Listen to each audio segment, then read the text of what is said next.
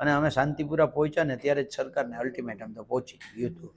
અમે સરકારને રજૂઆતો કરવા છતાં જ્યારે સરકાર નથી સાંભળતી તો દ્વારકાધીશને રજૂઆત કરવા જઈએ છીએ કે સરકારને સદબુદ્ધિ આપો. ટ્રેક્ટર યાત્રા અમે ચાલુ કરી એના પહેલાં લગભગ 101 ગામમાં સભાઓ કરી, સેમિનારો કર્યા, લોકોને જાગૃત કર્યા અને દરેક વખતે અમે બહુ સ્પષ્ટતા કહી દીધી કે ગાંધીનગર આપણે અલ્ટિમેટમ આપવા જઈએ છીએ. આવેદન નહીં, વિરોધ નહીં, પ્રદર્શન નહીં, વિધાનસભાનો ઘેરાવ નહીં, સચિવાલયનો ઘેરાવ નહીં. આ બહુ સ્પષ્ટતા કરી હતી. અલ્ટિમેટમ આપવા જઈએ છીએ અને અમે શાંતિપુરા પહોંચ્યા ને ત્યારે જ સરકારને અલ્ટિમેટમ તો પહોંચી ગયું હતું.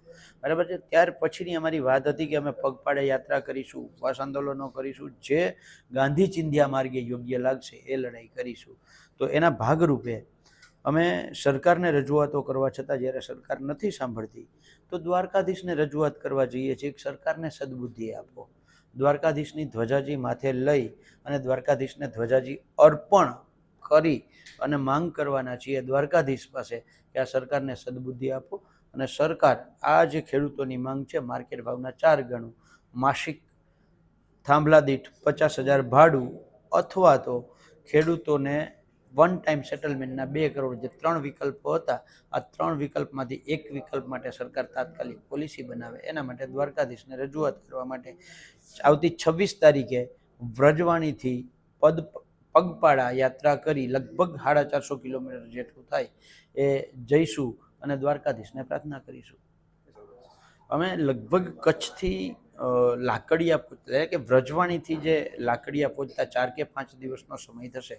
જ્યારે લાકડિયા પહોંચશું ત્યારે લાકડિયાથી જ્યારે આગળ પ્રસ્થાન કરીએ ત્યારે કોંઢની આસપાસથી એક યાત્રા ચાલુ થશે અને એ યાત્રા જે છે એ સાપકડાથી થઈ અને ત્યાંથી થાનનો તાલુકાના અમુક ગામો, ત્યાંથી વાંકાનેર, ટંકારા થઈ અને લતીપર, અને એ જ રીતે આ જે યાત્રા કચ્છથી આવતી હતી એ માળિયા થઈ, માળિયાથી આમરણ ચોવીસી થઈ અને લતીપરની આસપાસ આ યાત્રા, બંને યાત્રા ભેગી થશે અને ત્યાંથી દ્વારકા તરફ બંને યાત્રા સાથે મળીને પ્રસ્થાન કરશે. જો એમાં શું કહેવાય, ટ્રેક્ટર યાત્રામાં કેટલાક લોકોએ સેન્સ વગરની વાત, જેને આપણે નોનસેન્સ તો કેમ કહેવા મને નથી ખબર, પણ એ નોનસેન્સ હોય તો એને નોનસેન્સ કેમ કહેવા, સેન્સ વગરની વાત કરી હતી કે સભાની તો કોઈ વાત જ નહોતી થઈ. મારે એમને કહેવું છે, આખા ભારતમાં અત્યાર સુધીમાં જેટલી રેલીઓ થઈ, ઇવન એ પાર્ટી જે વાત કરતી હતી એ પાર્ટીએ જેટલી રેલીઓ કરી હોય એ એક પણ રેલી સભા વગર પૂરી થઈ છે ખરી? દરેકમાં સભા હોય જ, તો એની કંઈ જાહેરાત ના હોય કે આ સભા કરવાની છે, બરાબર છે, પણ તેમ છતાં એ ઉપજાવી કાઢ્યું. સભાનું તો કોઈ ખેડૂતોને કહ્યું જ નહોતું. આમાં સ્પષ્ટતા કરીએ છીએ, જ્યાં ગામમાં ઈચ્છા થશે ત્યાં સભાઓ થશે.